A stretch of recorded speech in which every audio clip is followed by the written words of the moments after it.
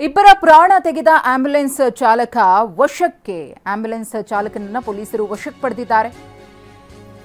ಈತನ ಎಡವಟ್ಟಿನಿಂದಾಗಿ, ಈತನ ಆತುರದಿಂದಾಗಿ ಇಬ್ಬರ ಪ್ರಾಣ ಪಕ್ಷಿಯೇ ಹಾರಿ ಹೋಗಿದೆ.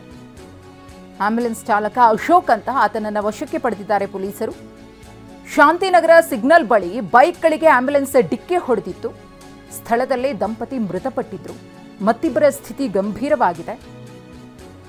ಇಸ್ಮಾಯಿಲ್ ಮತ್ತು ಅವರ ಪತ್ನಿ ಸಮೀನಾ ಬಾನು ಸ್ಥಳದಲ್ಲಿಯೇ ಅಪಘಾತದಿಂದಾಗಿ ದುರ್ಮರಣಕ್ಕೀಡಾಗಿದ್ದಾರೆ.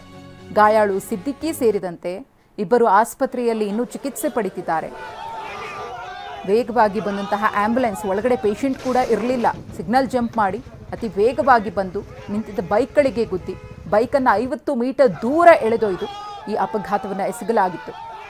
ವಿಲ್ಸನ್ ಗಾರ್ಡನ್ ಪೊಲೀಸರಿಂದ ಅಶೋಕ್ ವಿಚಾರಣೆ ನಡೀತಾ ಇದೆ. ಆಂಬ್ಯುಲೆನ್ಸ್ ಚಾಲಕ ರಿಚ್ಮಂಡ್ ಸರ್ಕಲ್ ಕಡೆಯಿಂದ ಬಂದಿದ್ದ ಆಂಬ್ಯುಲೆನ್ಸ್ ಇದು ಸಿಗ್ನಲ್ನಲ್ಲಿ ನಿಂತಿದ್ದ ಬೈಕ್ಗಳಿಗೆ ಬಂದು ಅಪ್ಪಳಿಸಿತ್ತು. ಗುರುತೇ ಸಿಗದಷ್ಟು ರೇಂಜ್ಗೆ ಬೈಕ್ಗಳು ನಜ್ಜುಗುಜ್ಜಾಗಿವೆ. ಅಂದರೆ ಈ ಅಪಘಾತಕ್ಕೆ ತುತ್ತಾದಂತಹ ವ್ಯಕ್ತಿಗಳ ಕಂಡೀಷನ್ ಹೇಗಿರಬೇಡ ಅನ್ನೋದನ್ನು ಊಹೆ ಮಾಡಿಕೊಳ್ಳೇಬೇಕಾಗುತ್ತೆ. ಈ ಅಪಘಾತದ ಭೀಕರತೆ ಇಬ್ಬರನ್ನ ಬಲಿ ತಗೊಂಡಿದೆ ಕೂಡ. ಇನ್ನೂ ಇಬ್ಬರ ಕಂಡೀಷನ್ ತುಂಬ ಕ್ರಿಟಿಕಲ್ ಆಗಿದೆ.